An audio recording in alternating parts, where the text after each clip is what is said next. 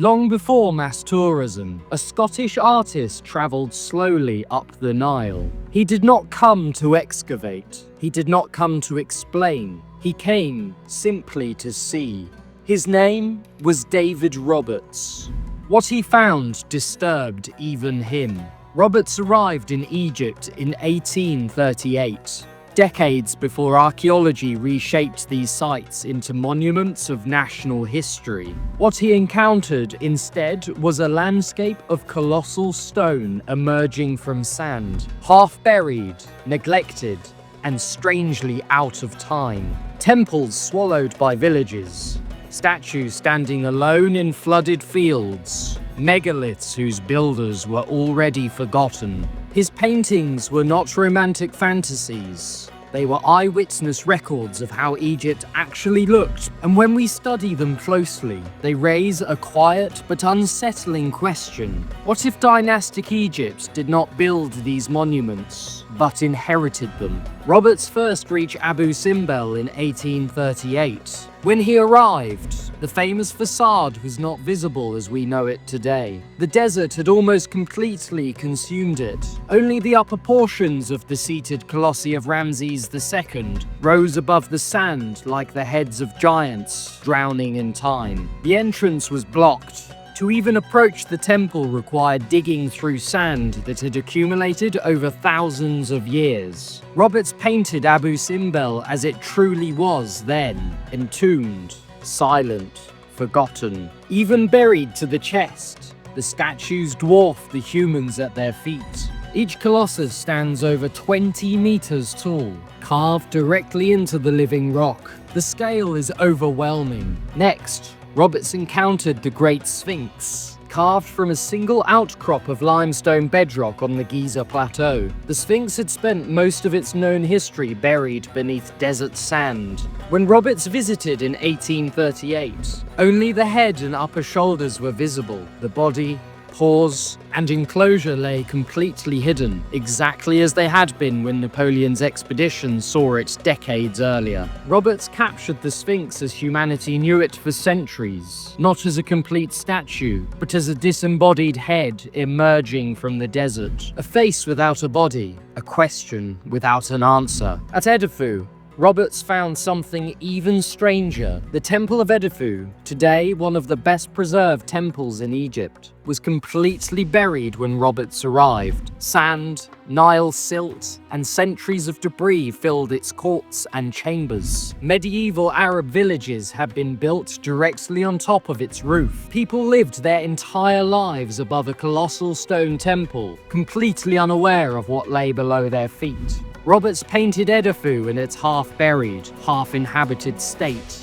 Ancient stone, desert sand, and human settlement layered together like pages of forgotten history. Excavation would not begin until the 1860s. Until then, the temple existed as a hidden foundation of a living town. It raises a simple question: how many other structures were lost entirely, never rediscovered at all?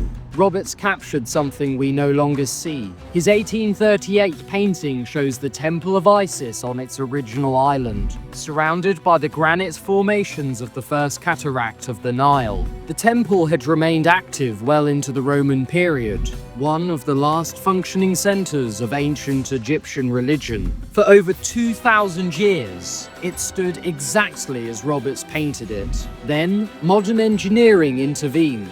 In the 20th century, the Aswan dams threatened to submerge Philae permanently. Between 1972 and 1980, the entire complex was dismantled and rebuilt stone by stone on nearby Agilkia Island. Roberts' painting preserves a version of Egypt that no longer exists. A world before relocation, before modern intervention rewrote the landscape. At Luxor, the layering of time becomes impossible to ignore. When Roberts visited in 1848, Luxor Temple lay buried beneath meters of Nile silt and the buildings of a modern town. A 13th century mosque stood atop the ancient stone, still in use today. Only the colossal statues of Ramses II and a single standing obelisk rose above street level.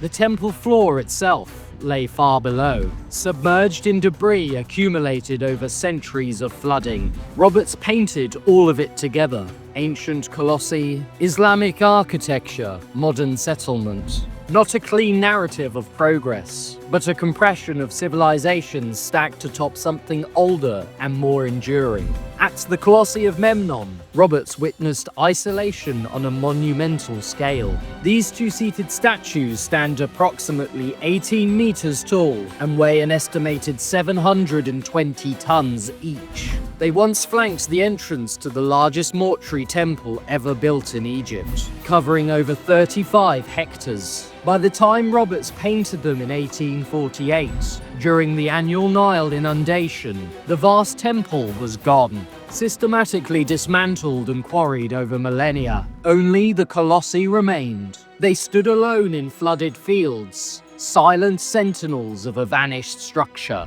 each statue carved from a single block of quartzite sandstone, transported over 600 kilometers from quarries near Cairo. The effort required to move and raise such stone challenges even modern assumptions. At the Ramesseum, Roberts confronted destruction on a different scale. The site was a field of shattered colossi and fallen columns. The great statue of Ramses II lay broken, its fragments scattered across the ground. That statue once stood over 17 meters tall and weighed approximately 1,000 tons. Even in ruin, the ambition is unmistakable. What remains are raw questions painted directly onto the canvas. Finally, Roberts captured Karnak. His view reveals the true scale of the largest religious complex ever built. Karnak is not a simple temple, but an accumulation of stone spanning more than 2,000 years, and roughly 30 pharaohs.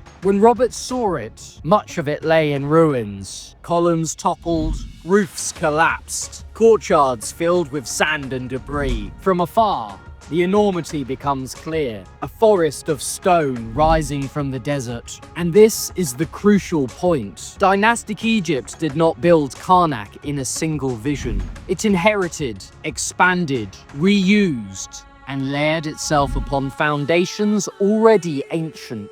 David Roberts did not set out to challenge history, but his paintings quietly do. They show Egypt not as a birthplace, but as a survivor, a civilization living among ruins of something far older, something whose knowledge, tools, and purpose were already lost. When we bring these paintings to life, when we strip away modern restoration and return to what Roberts actually saw, we are left with a different Egypt. An Egypt emerging from sand, an Egypt remembering fragments, an Egypt standing atop a forgotten world. And the most unsettling thought of all of this: if these monuments were already ancient when Roberts painted them, and ancient to even the dynasties who reused them, then the true builders may belong to a chapter of human history that we have barely begun to read.